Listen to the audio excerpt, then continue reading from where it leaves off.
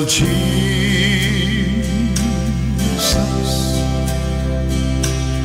all of my trials.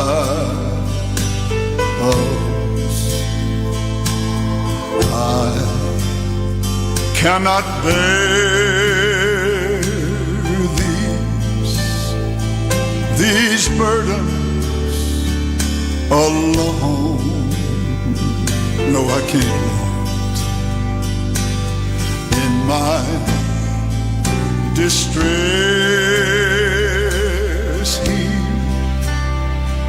He kindly, He will help me. Yes, He will. He ever loves and cares for His own. Yes, He does. I must tell Jesus, I must tell Jesus,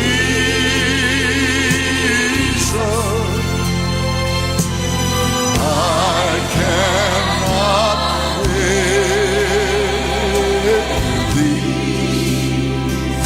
these burdens alone.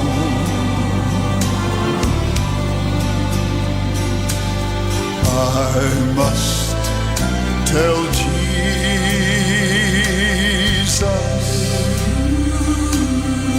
I must tell Jesus. Jesus will help me. Jesus alone. I must tell Jesus all of my troubles. He is a kind and compassionate friend. Oh, yes, He is. You know, if I but ask Him, I know that He will deliver.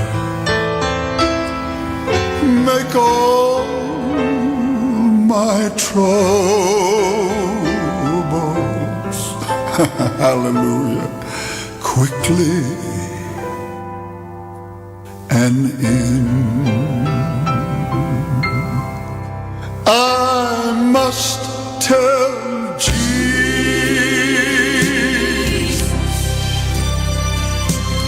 I must tell Jesus,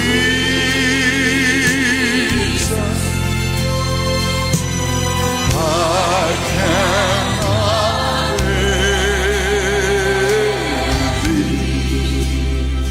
bear these burdens alone.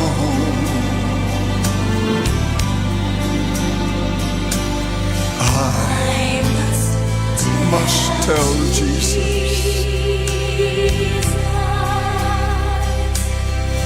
I must tell Jesus, oh Jesus, will help me. Jesus alone.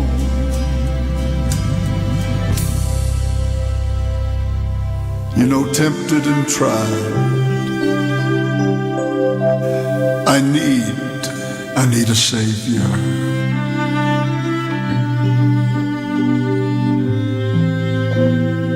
One who can help me in my burdens to bear. Yes, He will. I must tell Jesus,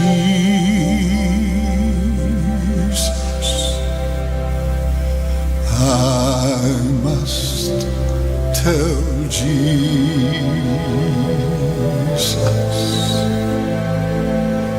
He owed my burdens, thank God, hallelujah, and sorrows will share. I must tell Jesus,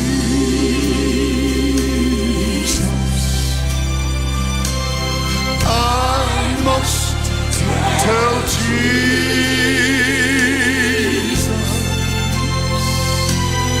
I cannot bear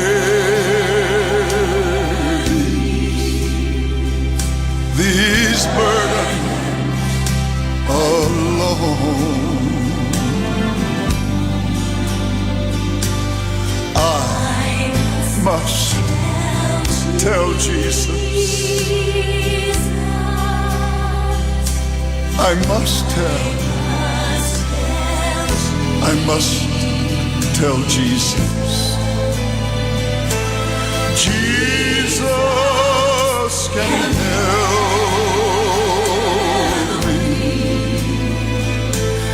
Jesus alone. Sing the song now. I must tell Jesus.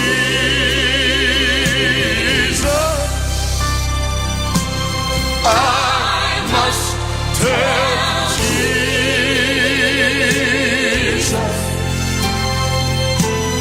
I cannot bear these burdens alone. Yes, Lord. I must tell Jesus.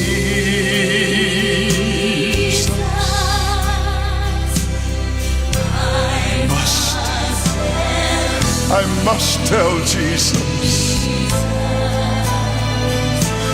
Jesus will help me. Jesus alone.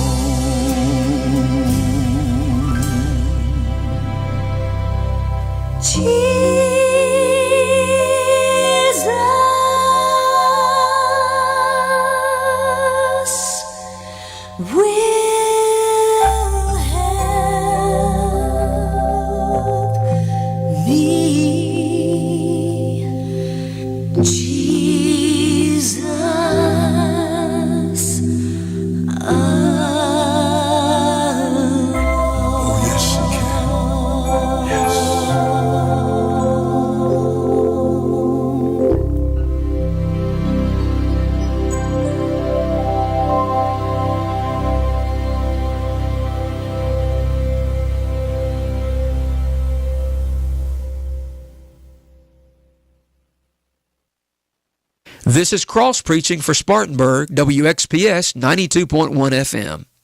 I was glad when they said unto me. Hello, folks. This is Scott Corbin, pastor of Truth Chapel, and I want to give you a personal invitation to please come and join us at our new location in downtown Spartanburg at 250 North Church Street. We're waiting to greet you in person and to give you the Word of God right here at this church. That's what we are all about, the message of the cross. But if you just can't join us in person, we broadcast all of our services live over radio and also stream them live over the internet on visionoftruth.tv, Vision of Truth on your Roku device, and also on social media. So look us up and join us one way or the other, but preferably in person. Again, the address is 250 North Church Street, and we meet at 10 a.m. and 6 p.m. on Sundays, 7 p.m. on Wednesdays. We'll see you there. I came running when they said unto me. This is Matthew Corbin, and I have the privilege of hosting the Crossword Teens broadcast right here on Sound of Truth Radio every Saturday at 12 o'clock noon and then at 12 o'clock midnight. So I want to invite you to tune in. We're going to be doing some teaching specifically for the teenagers of today. You can listen right here on 92.1 FM and online at WXPSFM.com. Tune in. I believe it will be a blessing to you. This is Cross Preaching for Spartanburg, WXPS 92.1 FM.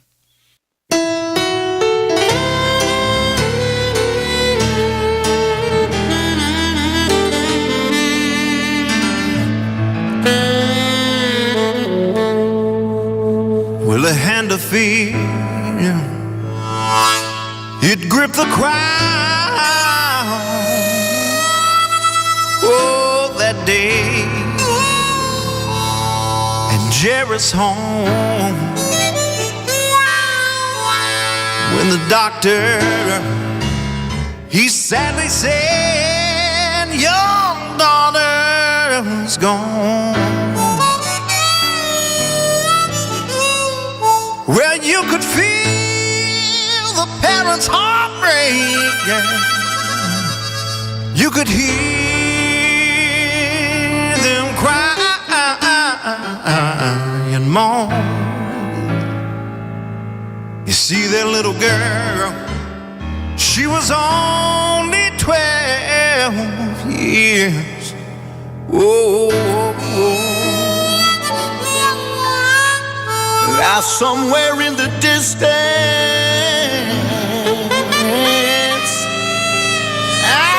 outlined against the sun, came a man. He was on a mission from the throne. They said somebody's coming. But what they did not know, there was a promise. He was coming down that dusty road, yeah.